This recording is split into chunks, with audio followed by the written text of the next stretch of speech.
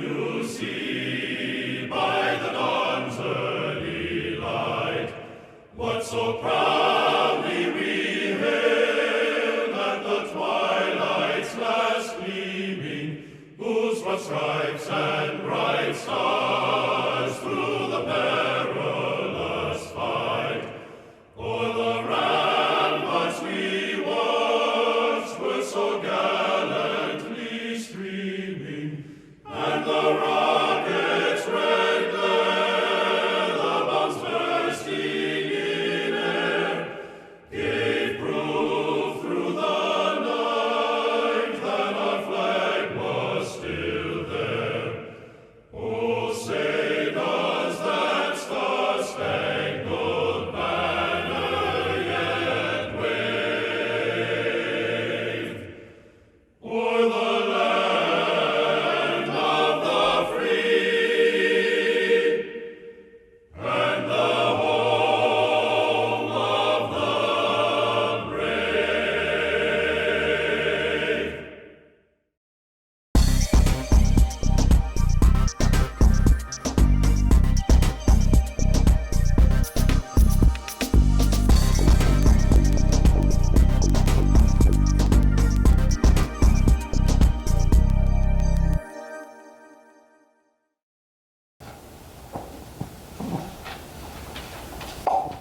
I was really sorry to hear about Bernie. He's one of 25 of us that have a balancing problem. We have enough of people with balance problems here to get a resident therapist here. But anyway, we have a stack of her cards back there, and Bernie had an appointment with her in the second or third week of August. And I understand he fell, never made it, but it's a common problem. Today we have a real treat. We have Mary Beth Pastorus. She is a member of the Historical Society. She's going to talk about some of the historical landmarks and architecture in Sewickley and what they do to preserve that heritage. So with that, let's welcome Mary Beth. Can you hear me? Yeah. All right.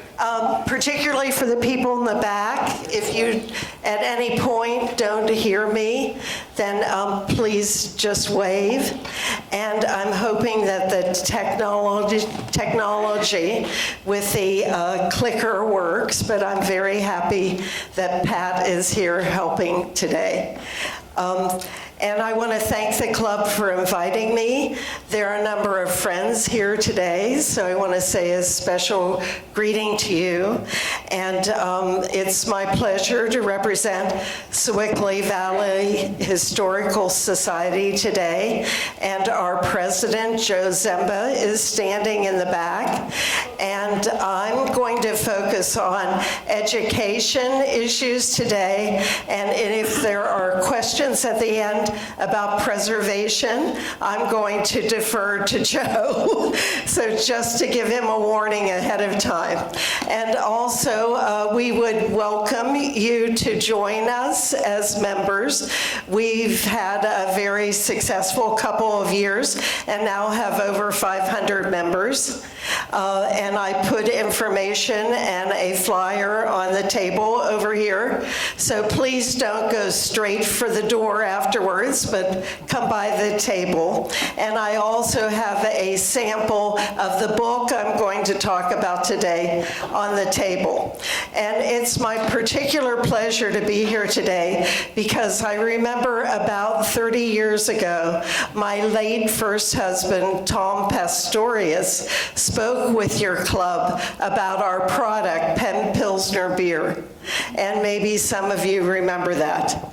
But today I'm going to talk about my favorite subject, which is Sewickley and Pittsburgh architecture, and specifically about this book that put our area on the national map. And it was was published in 1994 by Margaret Henderson Floyd, and for the 10 years before that, I was very fortunate to be her local research assistant. Margaret had a premise that at that time, the history of the development of American architecture as it was taught in universities was wrong. And the common thought was that it started in Boston with H.H. Richardson, and then when he died in 1886, the path went directly to Chicago for Louis Sullivan and Frank Lloyd Wright. And Margaret said that was not correct, that the path came through Pittsburgh for the work of Longfellow, Alden, and Harlow. And she said this misunderstanding started in the 1930s when the critics were all favoring modernism exclusively because they thought that traditional architects were merely repeating the past. But she said that was not true. These three architects were all native New Englanders, and they took inspiration from historic New England houses, but they combined them in unique and new ways with the landscape tradition that Richardson had introduced. And 4 years before the book came out, we were able to post or host a very large exhibition that had over 300 items in it, and it was at the old post office here in Sewickley. And this is the poster that advertised it. And of the 5 houses that are portrayed here, the only one that is still standing is Bagatelle. It's in the lower right. And, sorry, I hit the wrong button. And it is on Little Sewickley Creek Road in Edgeworth.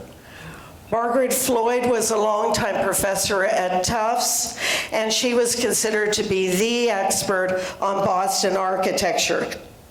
For more than 20 years, she studied the work of these architects, and it's pretty amazing that she was able to substantiate 125 commissions in Boston and an equal number in Pittsburgh. And this was without the benefit of office archives because they had been destroyed accidentally in the 1940s. H.H. Richardson is considered the father of American architecture because he pioneered an indigenous modern style that was uniquely American, and before Richardson, architects here were merely copying what was happening in Europe. So before both Longfellow and Alden started their practice, they were senior draftsmen for Richardson, and at the same time, their third partner, Harlow, was working for McKim, Mead, and White. Richardson himself called the Allegheny Courthouse his greatest work, and in 1884 he sent Alden here to supervise its construction. And here you see it as Richardson described it, and that was before the hump on Grant Street was removed. And notice the front tower, which is very much like Richardson's Albany City Hall.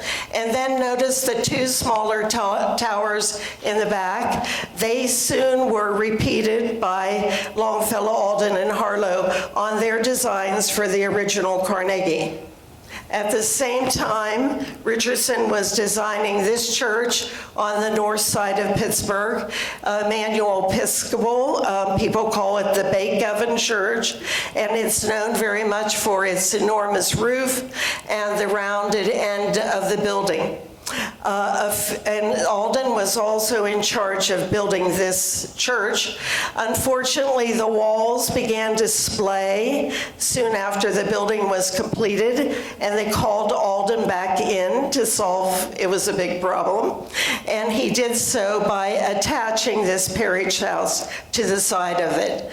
This is a front elevation where you see the triple Romanesque arches with the triple window above them.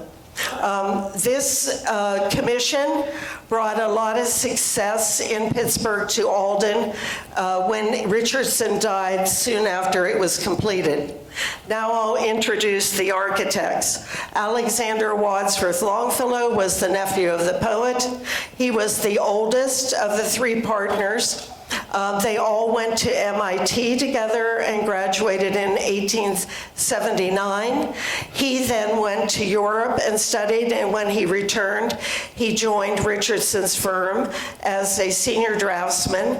There were only 6 draftsmen, and the other senior one was Alden. Wadsworth Longfellow had impeccable social credentials, as did Frank Alden, who was a direct descendant of John Alden of the Mayflower. Alden came to Pittsburgh in 1884.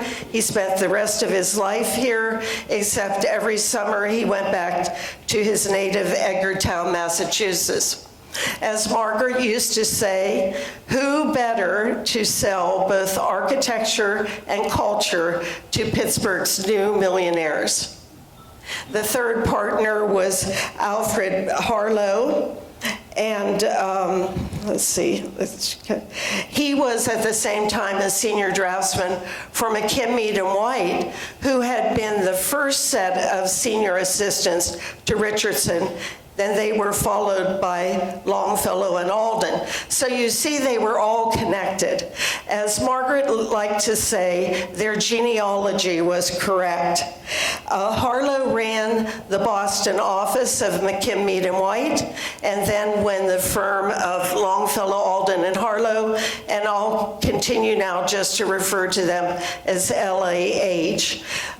When that firm was formed in 1886, then he began running their Boston office and did so until 1894, when they began construction on the original Carnegie. And at that point, he moved to Sewickley and lived here with his family the rest of his life. So now I'm going to quickly review a few very important national buildings that these architects worked on before they started their firm. So this is Richardson's Albany City Hall. Again, you see the tall tower and the Richardsonian arches that also appear in our courthouse. And then the design of this house was used often by both Richardson and LAH. And you notice that it has a gable bay on one side and a bended tower on the other, and then a central recessed entrance in the middle. Richardson's other favorite building was in Chicago, and he sent Longfellow there in 1885 to supervise its construction. And at the same time, Longfellow worked on this very famous house that is still standing. And you can see the heavily rusticated ashlar stone facade and the big Richardsonian arch over the entrance. And the inside courtyard, very similar to our courthouse. And it provided light and privacy in the middle of the city. At the same time, Harlow was working on the Isaac Bell House in Newport, Rhode Island, which combines both colonial features and Romanesque features in this tower. Harlow was the head of the McKim, White office when they won the commission for the Boston Public Library. And there are many, you see at this point, they had, their taste had changed and moved toward classicism. And many of these details appeared just a few years later in their winning competition drawings for the original Carnegie. Now we will review a few of their important houses in Pittsburgh. This was the firm's very first commission in 1886, Sunny Ledge. It stands today at the corner of Fifth and Wilkins. The design is site-specific, and it's a very austere and forward-looking building. Inside, it was also innovative. It had a T-shaped plan that allowed 2 entrances. So the family's entrance was here in the front, and the doctor's office was on the side. Inside, the flat paneling and the turned spindles are important characteristics of LEH's early work. Alden designed 3 early churches, and this one was the first and the most innovative, and unfortunately it was lost just last year. It was located in Woods Run under Route 65, which you see here on the right. And the gable ends, notice, were completely unornamented except for the giant wheel windows and then a grouping of 5 small windows below it. This was the first house that Alden built of many for himself in Pittsburgh, and it was on what is today Pittsburgh's north side. The design relates to Richardson's late buildings and also to Alden's early churches. The brick is finely laid, and notice that there are no window surrounds. And also notice the composition of the double bays with the entrance. In this example, it's a double entrance because it's a double house. But you will see this again shortly in their design for the original Duquesne Club. Next door, the Lewis Irvin house had 2 towers that were embedded but dissimilar, and the curved arch entrance comes directly from Richardson's Trinity Church in Boston. And here you see on the side the gable end of Alden's rental house. And then around the corner, the Painter House was the most important of their early buildings. And it was designed by Longfellow. It's really a Romanesque palazzo, like he would have studied and sketched when he was in Europe. And again, the bricks are very smooth, and then the detail is rough ashlar stone. And this wonderful triple Syrian arch around the recessed entranceway. Now, each of these 3 buildings I've just shown you were demolished long ago, and the site is today, it continues to be a vacant lot. This is a building also on the north side that has survived. Today, it is known as the Inn on the Mexican War Streets, and it's on North Avenue near AGH Hospital. It has ties to Sewickley because a few years after this house was built, the firm of LEH also designed a summer house for the Boggs family here in Sewickley. And you see the very gutsy Romanesque arch on the side, or tower on the side, and then the Romanesque arches in the porch. Behind it is a carriage house that is pure New England shingle style. And notice the eyelid dormer in the gable end of the flared roof. And this feature soon appeared on Bagatelle, which I've already mentioned, which was located in Edgeworth, built for the Pontefract family. Just 2 blocks away is the Pontefract City House, and it's still standing, but today it is surrounded by a McDonald's and industrial buildings. And the Pontefracts were very important clients of LEH because they favored spare and textural modern design. And you'll notice that there's no ornamentation here on this house except this very subtle pattern, diamond pattern in the inlaid bricks. The house was small in the front, but it's very long. And I invite you to drive around and look at it. It's really an amazing survivor. Let's see. According to Margaret Floyd, the rear elevation, which is shown here, was more advanced than anything that Sullivan and Wright were doing in Chicago at the same time. And notice that the rear porch is low and squat, and that the roof has very wide eaves. This is the firm's first commercial building in downtown Pittsburgh, and it's still standing at Fort Pitt Boulevard and Wood Street. And it is intact, except it's missing the cornice that used to be on the top of the building.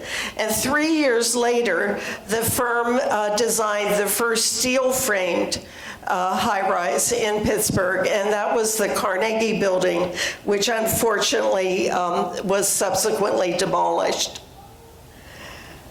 They won the competition for the Duquesne Club, and here you see again the double bays. This is the original entrance to the Duquesne Club. And the composition is Romanesque in character, except that it has this balustrade that's pure classical.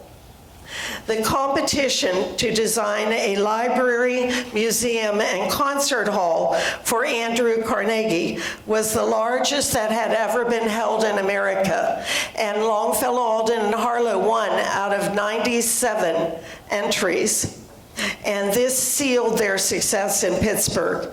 So they went on a few years later to design a major expansion for the Carnegie, and they did most of the branch libraries.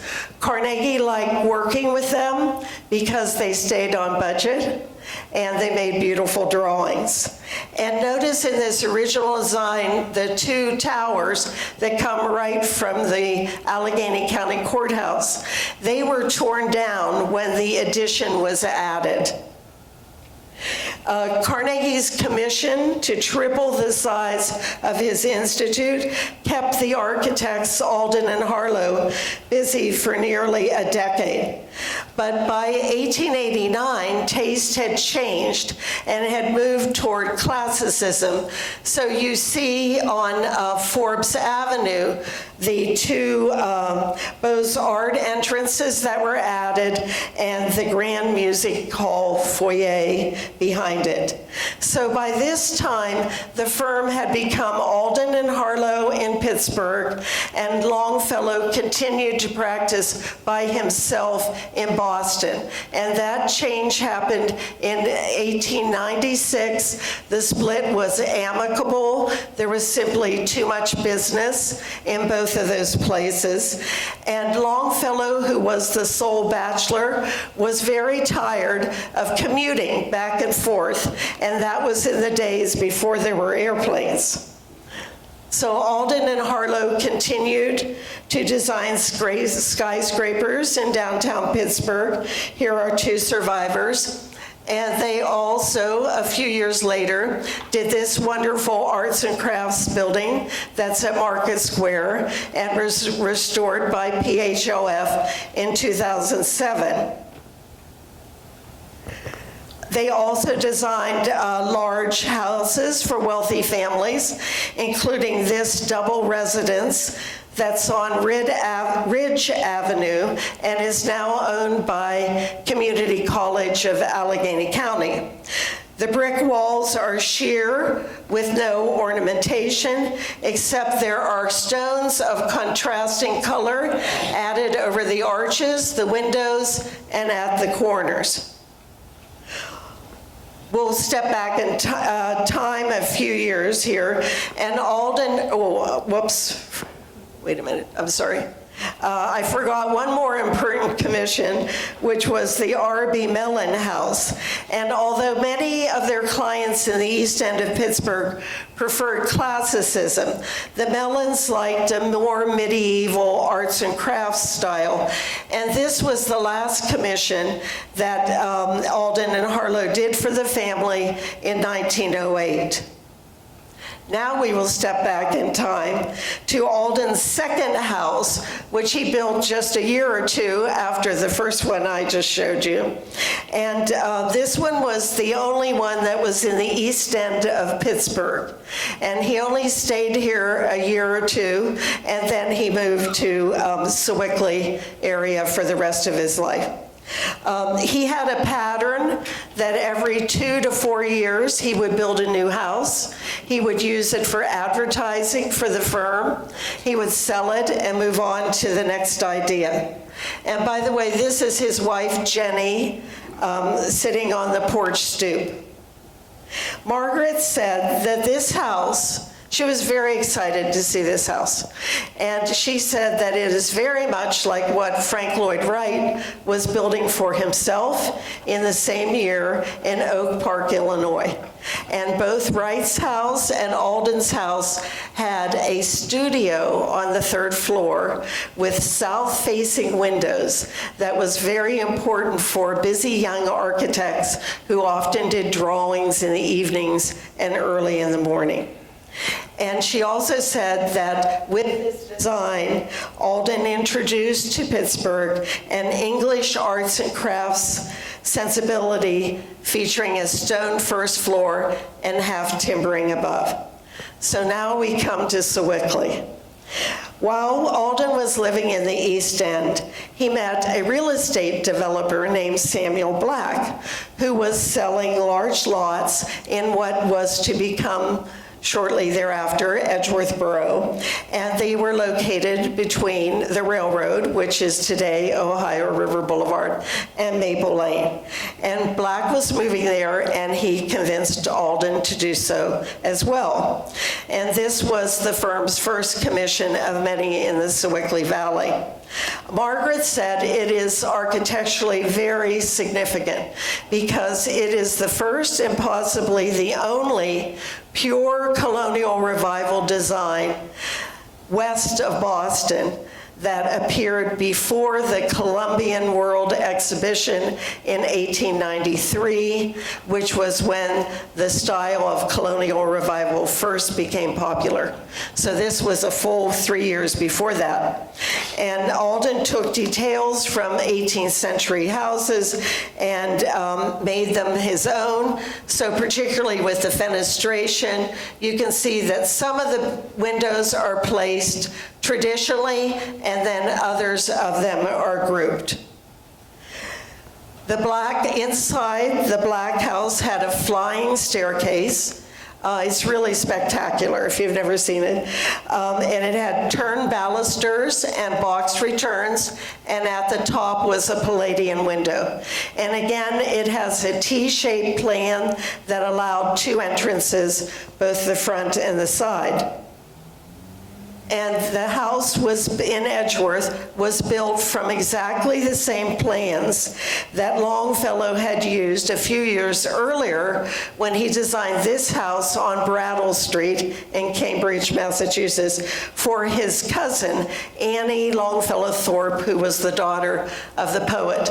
And the only difference is this house is a little bit bigger, and it has a curved porch entrance, whereas the Black house is squared off. In 1891, Alden bought 3.5 acres at the western end of Maple Lane from the Shields family, and he built this carriage house where he lived for several years. And although by this time the colonial revival was starting to be popular, when Alden built for himself, he preferred the traditional shingle style. Now, both of those designs come out of New England. Shingle style houses are 17th century New England, and colonial revival are 18th century. And today the house retains a number of its original features, and in 2018, our society gave it our annual Preservation Award. Soon, Alden bought an adjoining 5-acre lot and began building the main Red Gables house, again in shingle style. The first floor is stone veneer with shingles above, and it's covered by this wonderful gambrel roof, and the dormers are hipped. This is a view from about 1900, taken from the railroad. It shows the back of the house, and of significance is the double-story bay on the side that Alden used on every one of his houses, and always the first floor accommodated a oval or octagonal dining room.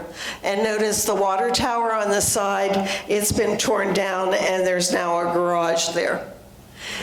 And then he built yet a third house on this double track. And notice then by 1899, 1900, he had switched to the colonial revival style. This house is behind the original carriage house, and it faces Red Gables. And notice the dormers on the top, there's a swan neck pediment on the middle one, and colonial railing that connect the dormers. And then this entrance porch is very similar to the Black House.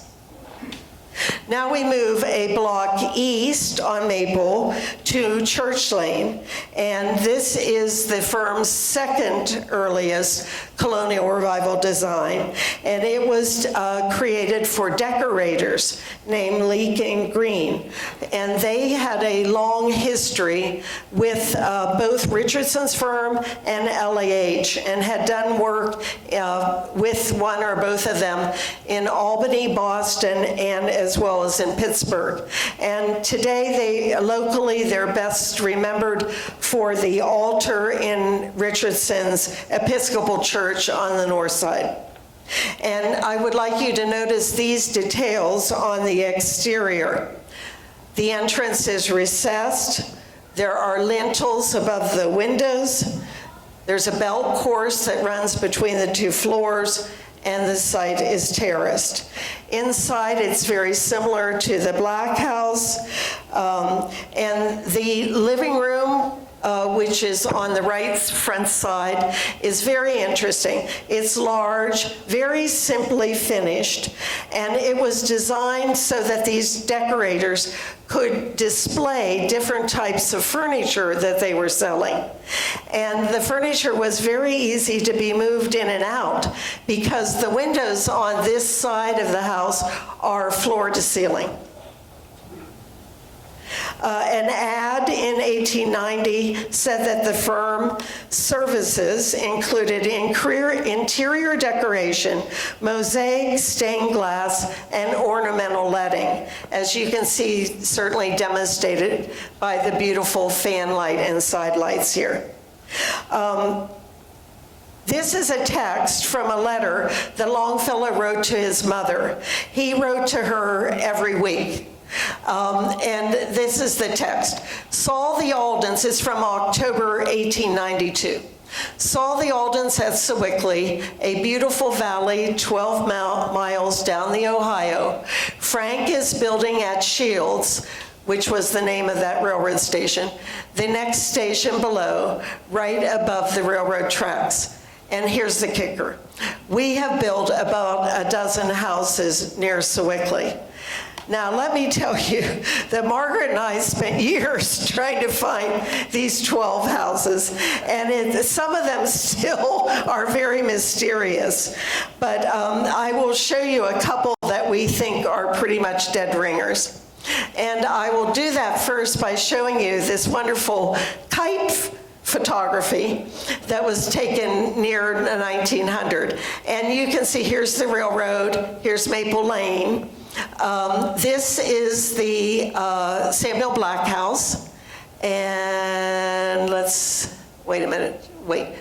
is the Samuel Black House, and here is the Shields Railroad Station, and that is the Leek & Green House, and we think both of these houses and both of these houses, so the ones behind and on one side of Leek & Green are we're pretty sure that they were done by the firm, but we just don't have documentation.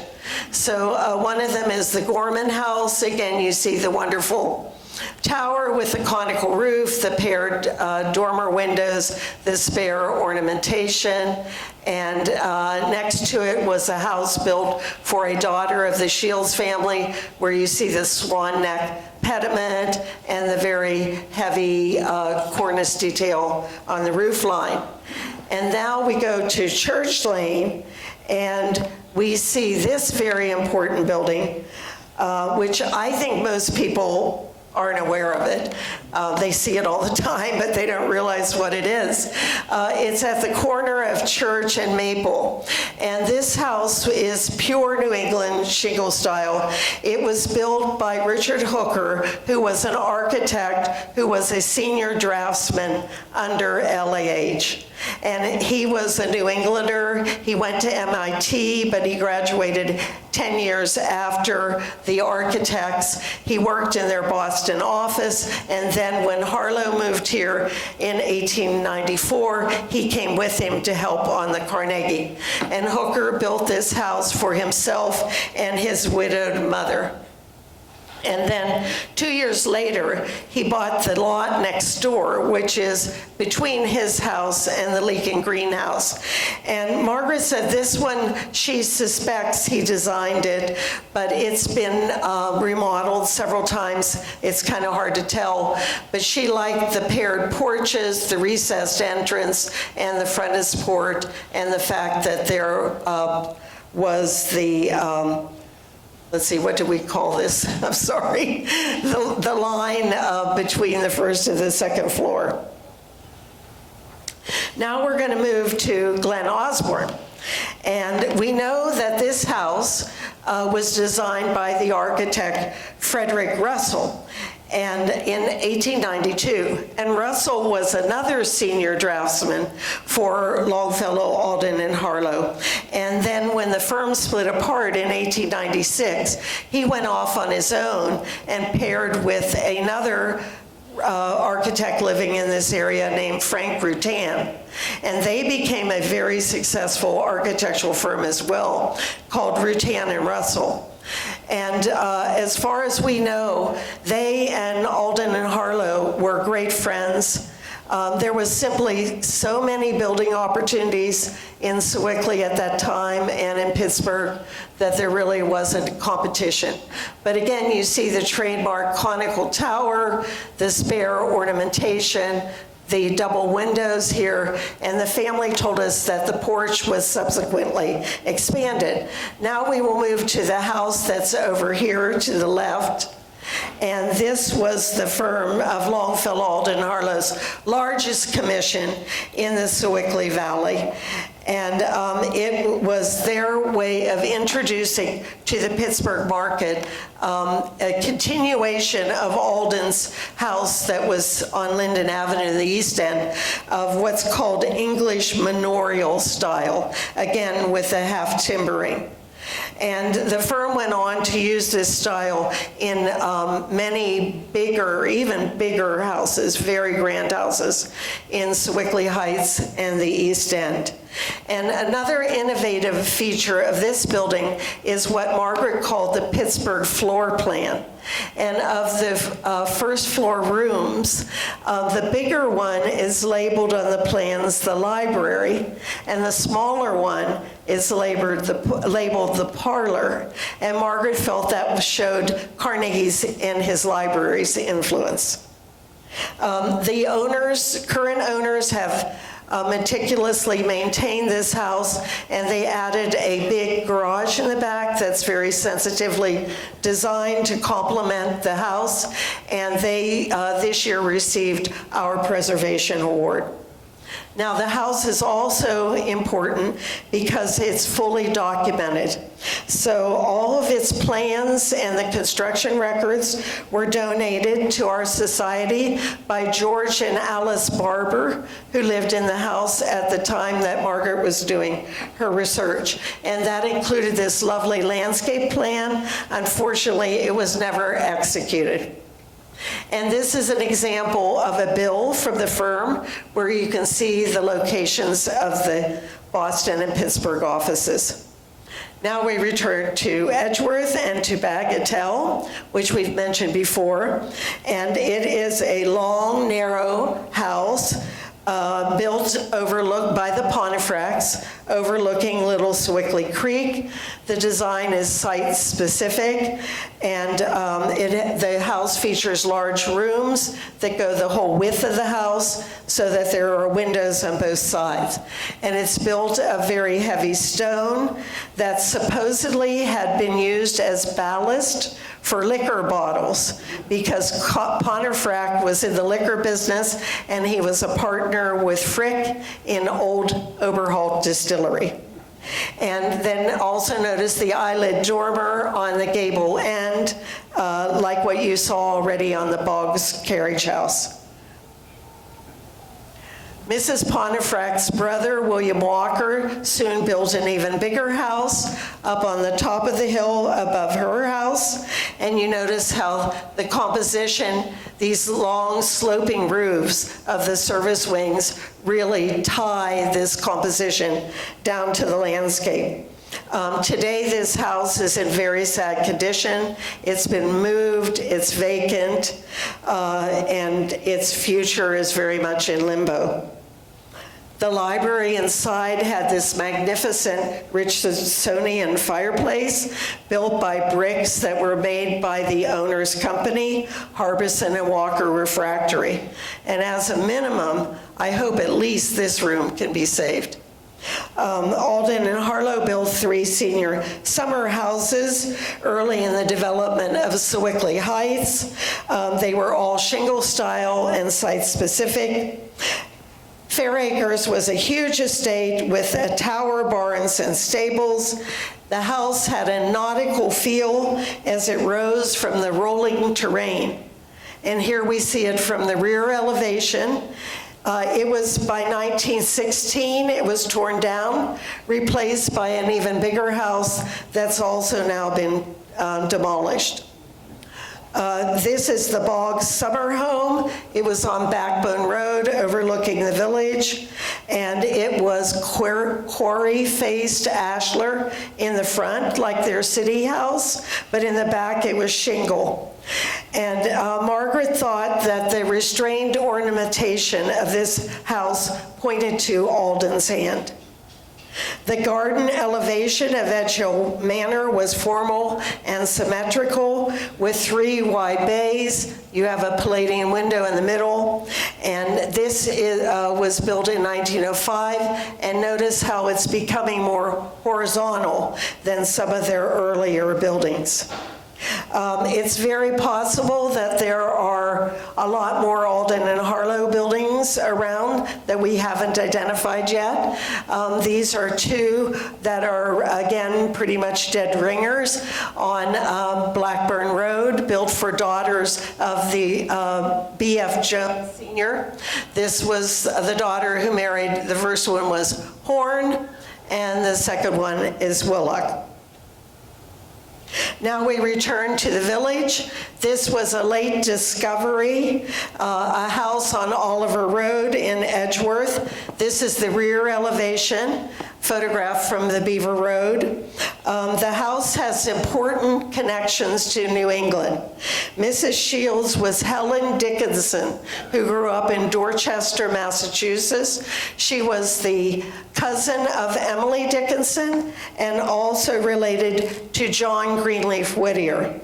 And B.G. Shields of that family observed that Helen was, quote, a true New Englander who would never have considered using a local Pittsburgh architect. And then Margaret added it to the list when she discovered a house that Longfellow had designed in Hunt, Massachusetts, that was very similar. And then we go down Oliver Road. This is a late 1916, designed by the firm, and another one of 1916 on Irwin Drive. Now remember, Alden died 8 years before that, so, and Harlow was getting up there in years. So it's probably likely that the succeeding later partners in the firm designed these buildings. And now we come to one of the few in Sewickley that was demolished. And this one was on the Edgeworth side of Academy Avenue. And Margaret said it was an important design because it was transitional. It's very symmetrical in the front and very asymmetrical on the side.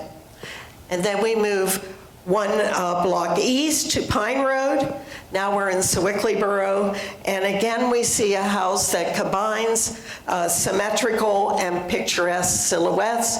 We have the double bays, the entrance in the center, but now the door is set on the side, the sloping roof that ties the composition to the landscape, and yet above it is a Palladio window. And now to the last neighborhood. Around 1900, the Davis family began to develop a large tract of land at the east end of Sewickley Borough, and Alden and Harlow were involved in laying out the streets and the lots, and they also both built houses here. And this is today the second historic district in Sewickley Borough. And here is an early postcard view of the only house that Alden ever built for himself. So he was absolutely the opposite of his partner, Alden. And across Cochran Street is a house built for James W. Arrett Jr. It was soon thereafter greatly expanded and is today painted white. And I would like to point out how the architects very thoughtfully terraced the houses, and each one of the houses is set back a little bit further as one progresses out from the commercial district. And this is called a view corridor. And my neighbors and I have had to, several times in the last 40 years, fight to preserve this view corridor. It's very subtle, but it's a very nice amenity. Little has changed about the Harlow house since it was built. This porch roof is no longer, and then the bricks underneath the front entrance have been painted white. Now we will go to the right of that house, on the corner with Boundary, is a house that the architects designed as a speculation house for the developers. And it was again added to very soon after it was built. And then around the corner is the final house that Alden built for himself. And it is in many ways similar to the last one he built in Edgeworth. It is more horizontal. Margaret was extremely interested in its construction because, believe it or not, it is a brick house covered with clapboard. And notice again the two-story broad bay on the side, which was one of his trademarks. Okay, for 40 years, this has been my house, and the name of it is ironic, if you know the beer industry, because Samuel Adams Boston Lager was our most hated competitor.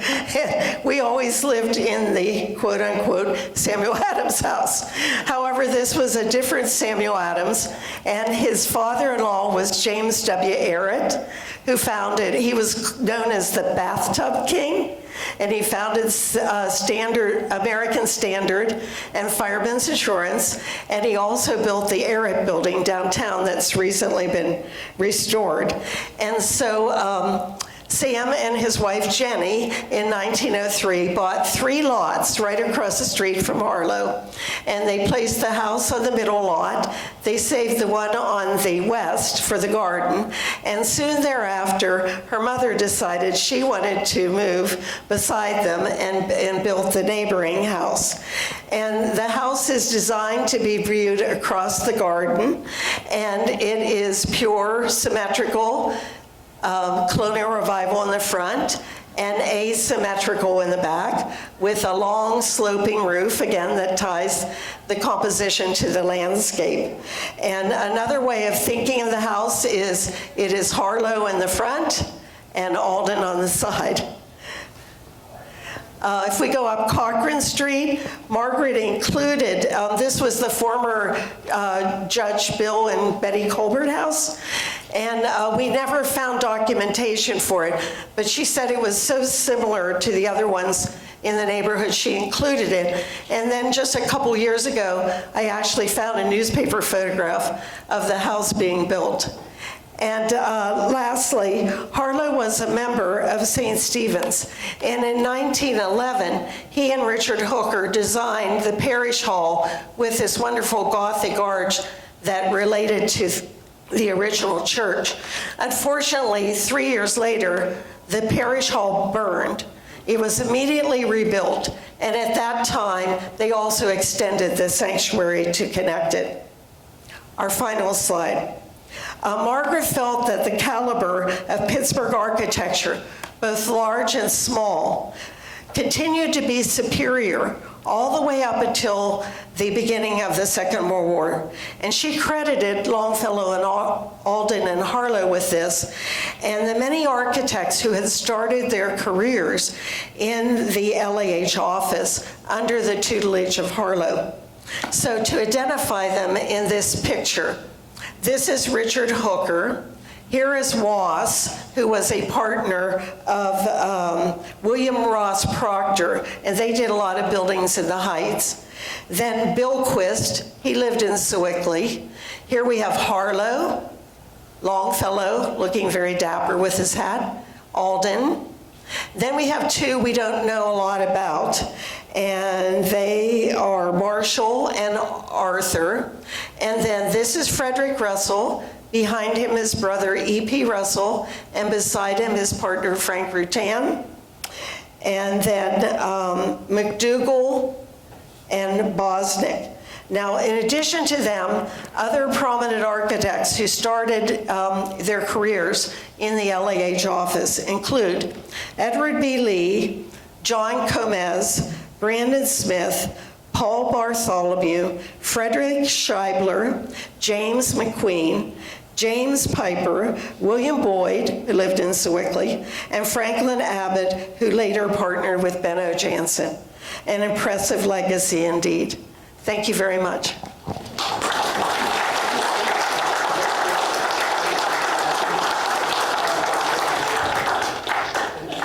Questions? Yeah, right here.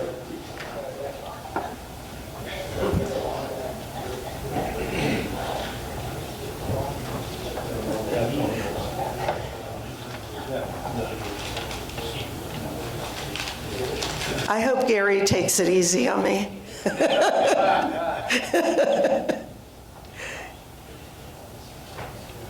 Mary Beth, a terrific presentation. Thank you very, very much. Oh, thank you. A close friend of mine, she worked for a number of years for one of the wealthy families I want to identify here in the Sewickley area as a cook.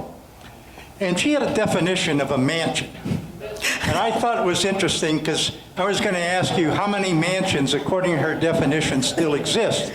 She said a mansion had to have a ballroom. No ballroom, no mansion. So I ask you, how many off the top of your head mansions still exist in the Pittsburgh area, or the Sewickley area? I can't answer that question, but I think Margaret was careful not to use the word mansion. Does the Singer Mansion still exist, or has it been torn down? The Singer one that was in the wedding photo, Yeah. that was torn down, and there's a newer house on the site. Okay, I think it had a ballroom, but I was just curious. I thought that was a very perceptive definition of what a mansion should be. It has to have a ballroom. Well, I think lots of the houses did have ballrooms. Sometimes they called them pool rooms, and a lot of times they were on the third floor. So, I guess a lot of older people didn't go to the dances there on the third floor. That was a good question. Any other questions?